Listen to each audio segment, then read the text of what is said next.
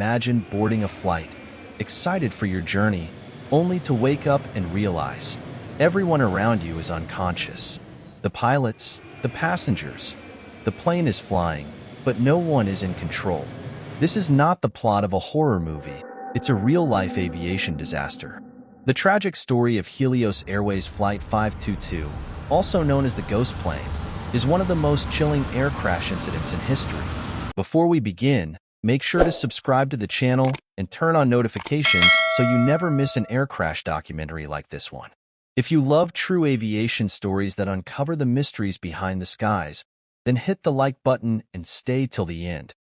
You won't believe how this one unfolds. Now, let's dive into the haunting case of Helios Airways Flight 522. It was August 14, 2005.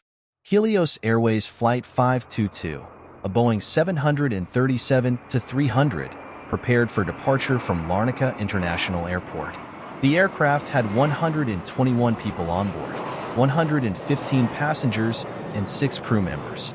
The captain was Hans-Jürgen Merten, a 58-year-old experienced German pilot, and the first officer was Pampos Karalambis, a 51-year-old Cypriot pilot.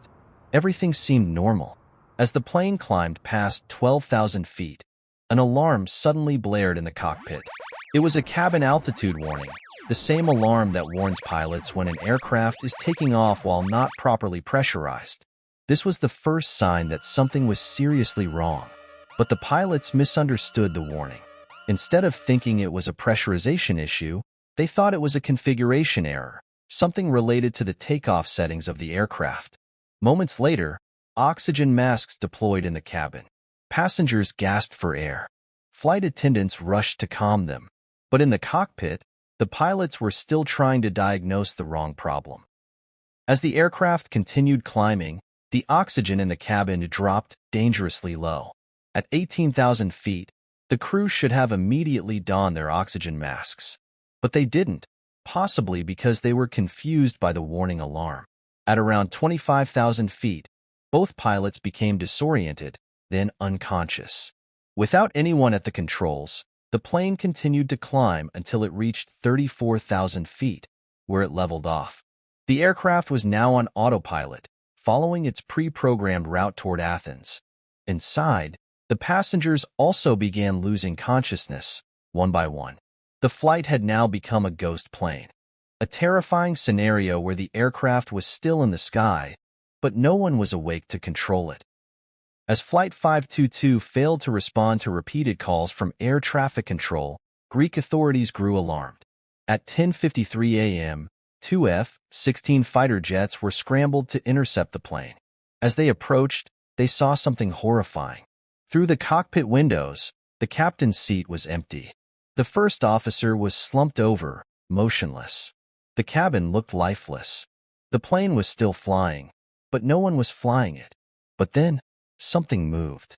A person wearing an oxygen mask was seen inside the cockpit. He was struggling to gain control of the aircraft. That person was Andreas Prodromou, a 25-year-old flight attendant who had managed to regain consciousness. Andreas was a trained flight attendant and also had a private pilot's license. He realized that the pilots were unconscious and the plane was running out of fuel. At 11:49 a.m., after 2 hours of ghostly flight, the plane's right engine failed due to lack of fuel. The aircraft started losing altitude.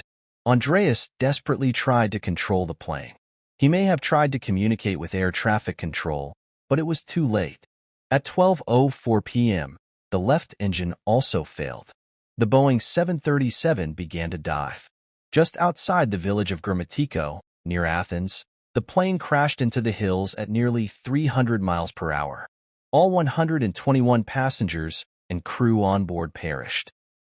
When investigators examined the wreckage, they found the pressurization switch in the manual position instead of automatic. A few hours before takeoff, the aircraft had been in maintenance, and engineers had switched the setting to manual while conducting tests. But when they finished, they forgot to switch it back to automatic. This small mistake sealed the fate of Flight 522. As the aircraft climbed, the oxygen levels dropped, and the pilots didn't realize what was happening until it was too late.